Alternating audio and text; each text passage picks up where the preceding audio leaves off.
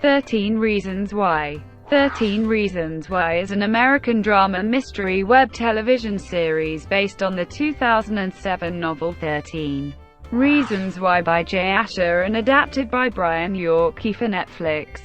The series revolves around a high school student, Clay Jensen, and his friend Hannah Baker, a girl who committed suicide after suffering a series of demoralizing circumstances brought on by select individuals at her school.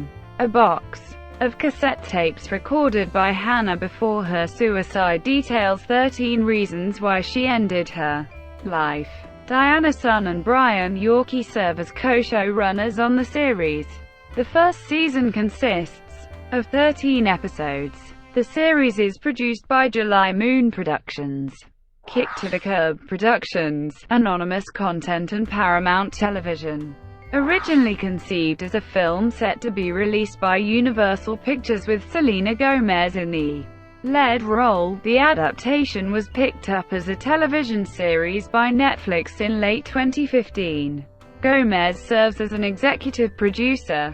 The first season and the special 13 Reasons Why, Beyond the Reasons, were released worldwide on Netflix on March 31, 2017.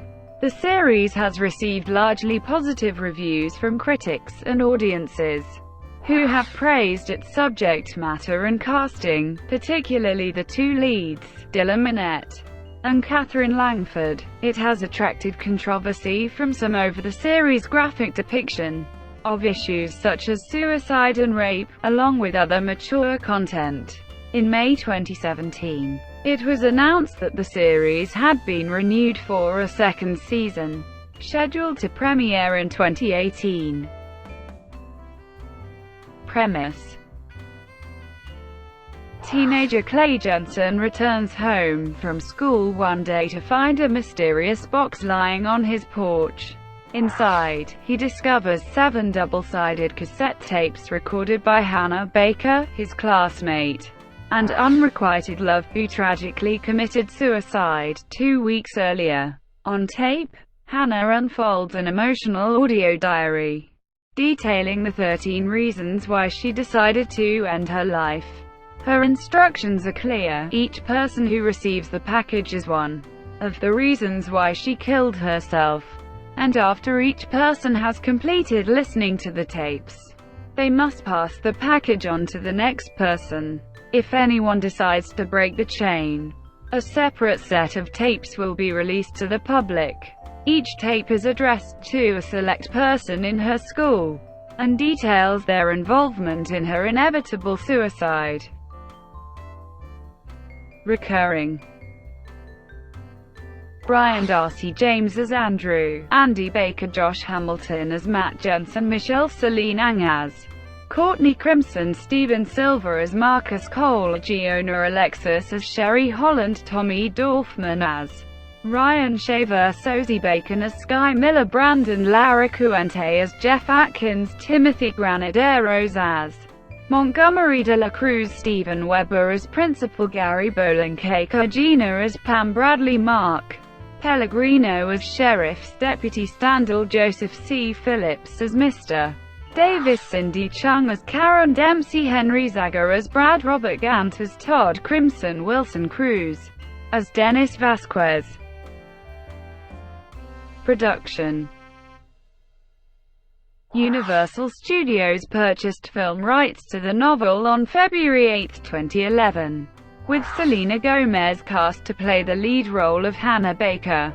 On October 29, 2015, it was announced that Netflix would be making a television adaptation of the book, with Gomez instead serving as an executive producer.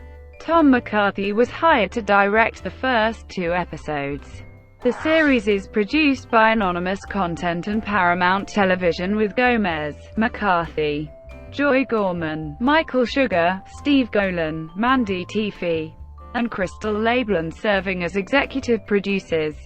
Filming for the show took place in the Northern Californian towns of Vallejo, Benicia, San Rafael, Crockett, and Sebastopol during the summer of 2016. The first season and the special were released on Netflix on March 31, 2017.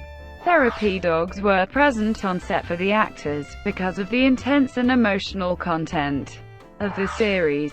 On May 7, 2017, it was announced Netflix renewed the show for a second season. A short promo was released on the 13 Reasons Why Facebook account. Critical response.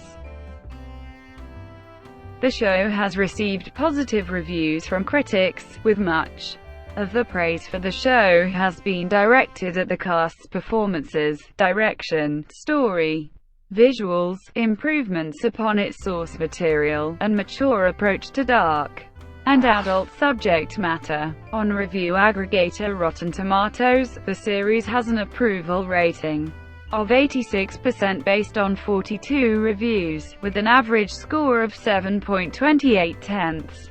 The site's critical consensus reads, 13 Reasons Why complements its best-selling source material with a gripping look at adolescent grief whose narrative maturity belies its young milieu. On Metacritic, the series has a score of 76 out of 100, based on 16 critics, indicating generally favorable reviews. Jesse Shedeen of IGN praised 13 Reasons Why, giving it a 9.2 out of 10, amazing, stating that the show is a very powerful and hard-hitting series and ranks among the best high school dramas of the 21st century. Matthew Gilbert of the Boston Globe gave a glowing review for the show, saying that the drama is sensitive, consistently engaging, and, most importantly, unblinking. Maureen Ryan of Variety asserts that the show is undoubtedly sincere, but it's also, in many important ways, creatively successful, and called it simply essential viewing. Leah Greenblatt of Entertainment Weekly gave the entire season a score of B+, calling the show a frank, authentically affecting portrait of what it feels like to be young, lost and too fragile for the world. Daniel Feinberg of The Hollywood Reporter also praised the show, calling it a honorably mature piece of young adult adaptation, calling its performances, direction, relevance and maturity as some of the show's strongest points. The cast's performances, particularly Katherine Langford as Hannah and Dylan Minnette as Clay, were frequently mentioned and widely lauded in several reviews.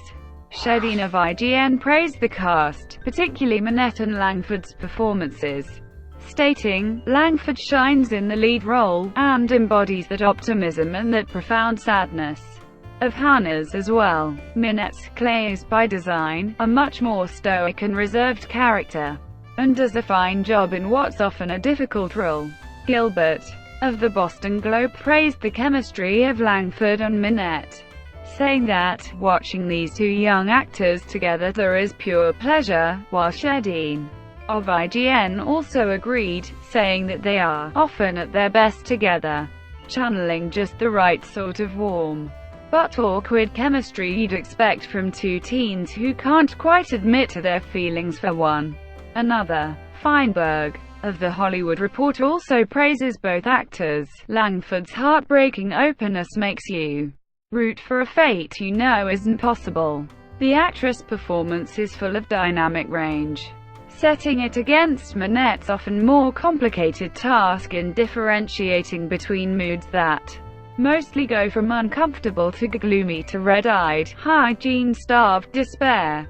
Ryan of Variety also gave praise to not only the two leads, but also the supporting cast of actors, particularly Kate Walsh's performance as Hannah's mother, whom Ryan describes as career best work. Positive mentions from various critics, such as Ryan, Feinberg and Shedeen, were also given to the supporting cast of actors. Liz Shannon Miller of IndieWire, who enjoyed the show and gave it a glowing score of B+, gave praise to the racial, gender, and complex diversity of its supporting cast of teens.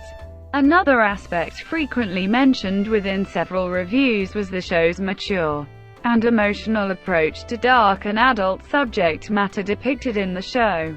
This was positively reviewed by critics, such as Miller of IndieWire, who gave it a positive review of the season. Particularly her mentions that the adult edges to this story ring with honesty and truth, but also states that this makes the show difficult to watch at times.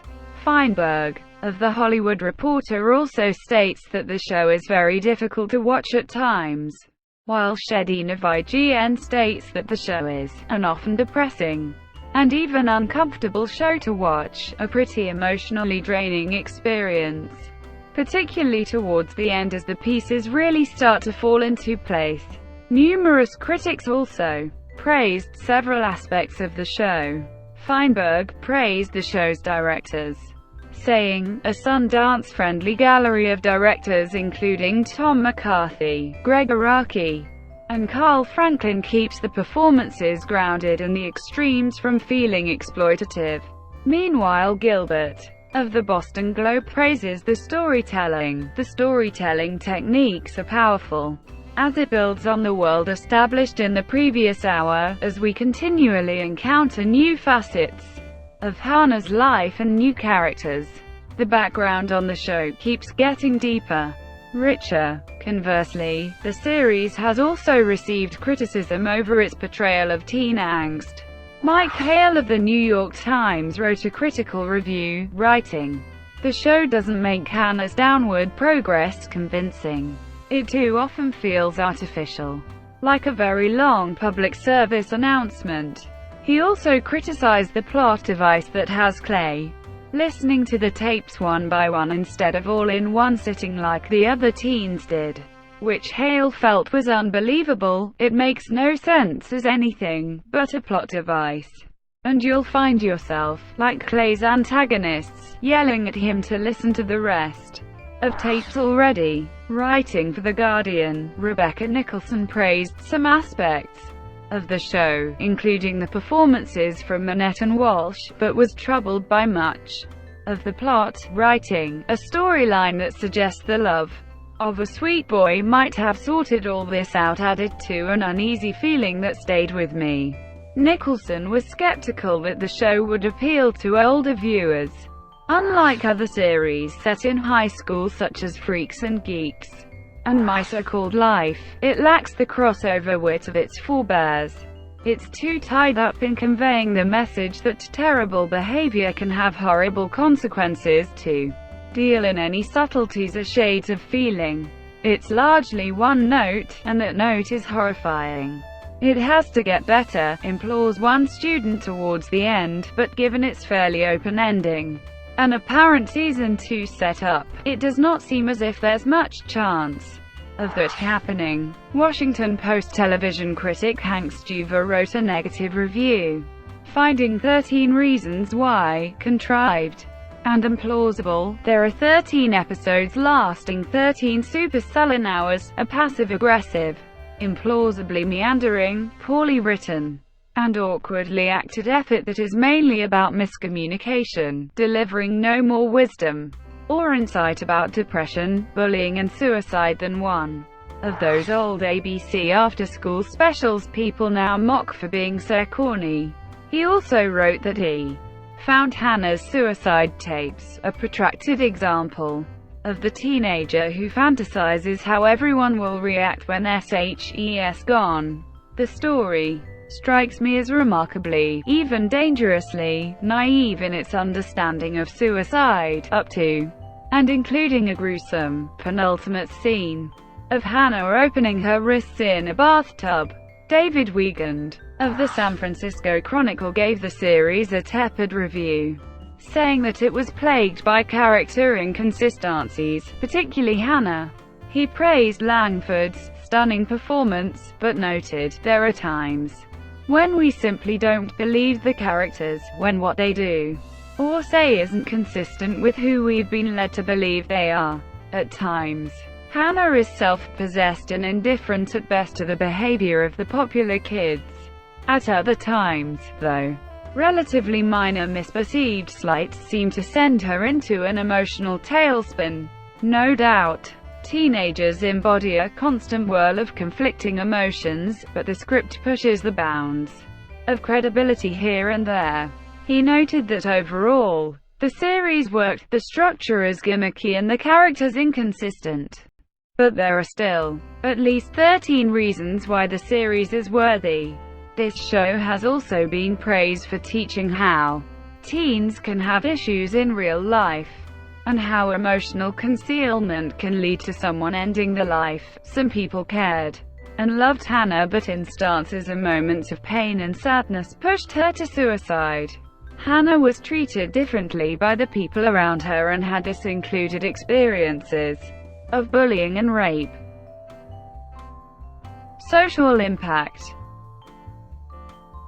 The series has generated controversy over its portrayal of suicide and self-harm, causing Netflix to add strong advisory warnings prior to the first episode. School psychologists and educators have raised alarm about the series. The superintendent of Palm Beach County, Florida schools, reportedly told parents that their schools had seen an increase in suicidal and self-harm behavior from students, and that some of those students have articulated associations of their at-risk behavior to the 13 Reasons Why Netflix series. The Australian Youth Mental Health Service for 12 to 25-year-olds, Headspace, issued a warning in late April 2017 over the graphic content featured in the series due to the increased number of calls to the service following the show's release in the country. In response to the graphic nature of the show and New Zealand's high youth suicide rate, which was the highest among the 34 OECD countries during 2009 to 2012, the Office of Film and Literature Classification in the country created a new rating, RP18, allowing individuals aged 18 and over to watch the series alone, and those below having to watch it with supervision from a parent or guardian. In response to the controversy, Gomez, one of the executive producers on 13 Reasons Why, defended the series. She stated, "We stayed very true to the book. And that's initially what author Jay Asher created, was a beautifully tragic, complicated yet suspenseful story. And I think that's what we wanted to do," Gomez told Associated Press. "We wanted to do it justice, and, yeah, the backlash is gonna come no matter what. It's not an easy subject to talk about. But I'm very fortunate with how it's doing." In April 2017, National Association of School Psychologists released a statement regarding the series, saying, "Research shows that exposure to another person's suicide, or to graphic or sensationalized accounts of death, can be one of the many risk factors that youth struggling with mental health conditions cite as a reason they contemplate or attempt suicide." The NASP sent a letter to school mental health professionals across the country about the series, reportedly a first for the NASP in response to a television show. In May 2017, the Society of Clinical Child and Adolescent Psychology released a statement also noting how strongly the show may serve as a trigger for self-injury among vulnerable youth, and lamented the depiction of mental health professionals as ineffective for youth who have experienced trauma and may have been considering suicide. The statement implored Netflix to add a tag following each episode with mental health resources, and a reminder that depression and suicide can be effectively treated by a qualified mental health professional such as a clinical child psychologist using evidence-based practice. Similarly, clinical psychologists such as Daniel J. Riedenberg and Erica Martinez, as well as mental health advocate Molly Klein of Teen Vogue magazine, have expressed concerns regarding the risk of suicide contagion. However, Eric Beeson, a counselor at the Family Institute at Northwestern University, noted that it's unlikely that one show alone could trigger someone to attempt suicide. Mental health professionals have also criticized the series' depiction of suicide itself, much of which violates widely promulgated recommendations for reporting on actual suicides. or depicting them in fiction in order to not encourage copycat suicides. The season finale, which depicts Hannah's suicide in graphic detail, has been particularly criticized in this regard.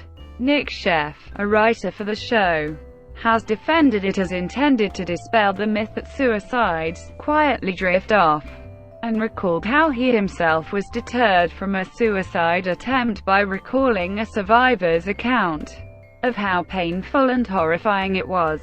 The NASP statement also criticizes the show's suggestion that bullying alone led Hannah to take her life, noting that while it may be a contributing factor, suicidal ideations far more often result from the bullied person having a treatable mental illness without adequate coping mechanisms. Alex Moan, a school counselor in Minneapolis, took issue with the show's entire plotline as essentially a fantasy of what someone who is considering suicide might have, that once you commit suicide, you can still communicate with your loved ones, and people will suddenly realize everything that you were going through and the depth of your pain, that the cute, sensitive boy will fall in love with you and seek justice for you, and you'll be able to orchestrate it, and in so doing kind of still be able to live. Other counselors criticize the depiction of Hannah's attempt to reach out to Mr. Porter as dangerously misleading, since not only does he miss obvious signs of her suicidal ideations, but says he cannot report her sexual assault to the police without her identifying the assailant. School counselors are often portrayed as ineffective or clueless in popular culture, Moan says. But Porter's behavior in the series goes beyond that to being unethical and possibly illegal. It's ridiculous. Counselors are not police. We don't have to launch an investigation. We bring whatever information we have to the police, she told Slate. In May 2017, the Canadian Mental Health Association along with the Centre for Suicide Prevention released a statement of similar concerns to the ones raised by the NASP. The CMHA is concerned that the series may glamorize suicide, and that some content may lead to distress in viewers, and, particularly, in younger viewers. Furthermore, the portrayal of Hannah's suicide does not follow the media guidelines as set out by the Canadian Association for Suicide Prevention and the American Association of Suicidology. While the CMHA and CASP praised the show for raising awareness about this preventable health concern, they added that raising awareness needs to be done in a safe and responsible manner. A large and growing body of Canadian and international research has found clear links between increases in suicide rates and harmful media portrayals of suicide. Ways in which the portrayals of suicide may cause harm, according to the CMHA and CASP, include the following. They may simplify suicide, such as by suggesting that bullying alone is the cause. They may make suicide seem romantic, such as by putting it in the context of a Hollywood plotline. They may portray suicide as a logical or viable option. They may display graphic representations of suicide which may be harmful to viewers, especially young ones. And/or they may advance the false notion that suicides are a way to teach others a lesson. Thank you for watching. Please like and subscribe below.